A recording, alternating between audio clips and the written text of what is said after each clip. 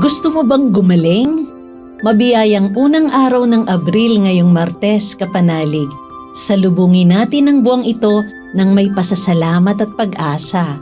Kapistahan po ngayon ni Santa Maria ng Ehipto. Ito po si Sister Rose Agtarap ng Daughters of St. Paul para sa mabuting balita. Tayo na pong magnilay ng Ebanghelyo ayon kay San Juan.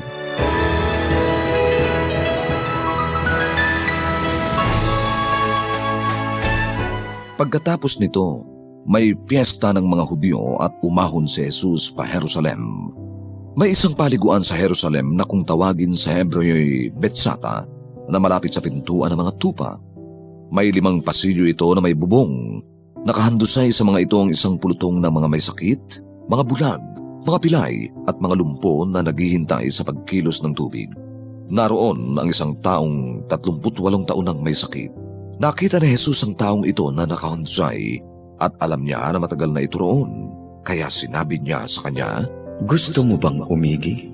Sumagot sa kanya ang may sakit, "Ginoo, wala akong taong makapaghahagis sa akin sa paliguan kapag nakalawkaw na ang tubig. Habang paroon ako, lumulusog na ang iba at nauuna sa akin." Sinabi sa kanya ni Jesus, "Bumangon ka, buhatin mo ang iyong higaan at lumakad." At nagling umigi ang tao. Binuhat niya ang kanyang higaan at lumakad. Araw ng pahinga ang araw na yon. Kaya sinasabi ng mga Hudyo sa taong pinagaling, "Araw ng pahinga ngayon? At di pinahihintulot na buhatin mo ang iyong higaan?" Sumagot siya sa kanila, "Ang nagpahingi sa akin ang siyang nagsabi sa akin, buhatin mo ang iyong higaan at lumakad ka." Tinanong nila siya, "Sino ang nagsabi sa iyong magbuhat ka nito at maglakad?" Ngunit hindi alam ng pinagaling kung sino siya sapagkat nakaalis na si Jesus dahil maraming tao sa lugar na yon. Pagkatapos nito, natagpuan siya ni Jesus sa templo at sinabi niya sa kanya, "Tignan mo, maigi ka na. Huwag ka nang magkasala pa at baka may masahol pang mangyari sa iyo." Umalis ang tao at ipinahayag sa mga Hudyo na si Jesus ang nagpaigi sa kanya. Dahil dito, inusig ng mga Hudyo si Jesus sapagkat araw ng pahinga niya ito ginawa.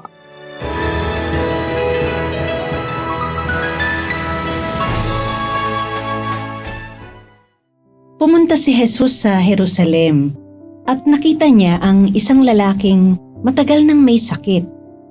Lumapit si Jesus sa kanya at tinanong siya, "Gusto mo bang gumaling?"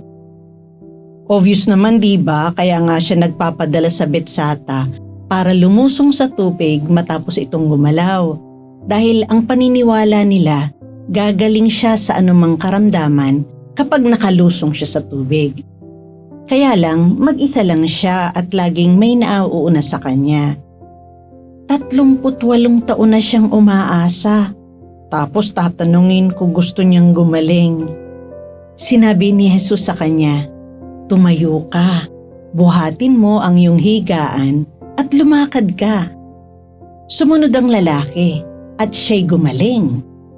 Kapanalig, ito rin ang sinasabi ni Jesus sa bawat isa sa atin. Maraming beses na tayong nadapa, na-paralyze ng takot, ng ating kahinaan at mga kasalanan. Lumalapit sa atin ang Panginoon. Tinatanong niya tayo kung gusto ba nating gumaling. Kailangan lang nating magdesisyon. Gusto ba natin talagang gumaling at magbagong buhay? Tumayo po tayo sa ating pagkakalugmok at lumakad papalapit sa Kanya na puno ng pag-asa. Buong kababaang loob nating aminin ang ating mga kasalanan at mangumpisal. Mabait po ang Diyos at kailanman hinding-hindi niya tayo tatalikuran. Sa halip, yayakapin niya ng buong pagmamahal ang sino mang lumapit sa Kanya. Mga kapanalig, maraming salamat po sa inyong suporta sa aming misyon. Subscribe, like, and follow po Lines sa aming social media accounts. Patuloy po kaming humihingi ng inyong tulong upang maipagpatuloy ang programang ito. Maaari po ninyong ipadala ang inyong love offerings at donasyon sa aming donations channels. Makakaasa po kayo na kasama lagi ang inyong mga intensyon at kahilingan sa aming panalangin araw-araw. Ito pong muli, Sister Rose na nag-aanyaya sa inyong manalangin. Panginoon, buksan mo ang aming mga puso sa iyong biyaya. Sama-sama nawa kaming maglakbay sa daan ng pagbabalik loob at kalayaan ng may pag-asa. Nang maipagdiwang naming ng buong kagalakan ang tagumpay ng Panginoong Hesukristo laban sa kasalanan at kamatayan. Amen. We are here to provide a new way of communicating and proclaiming the gospel.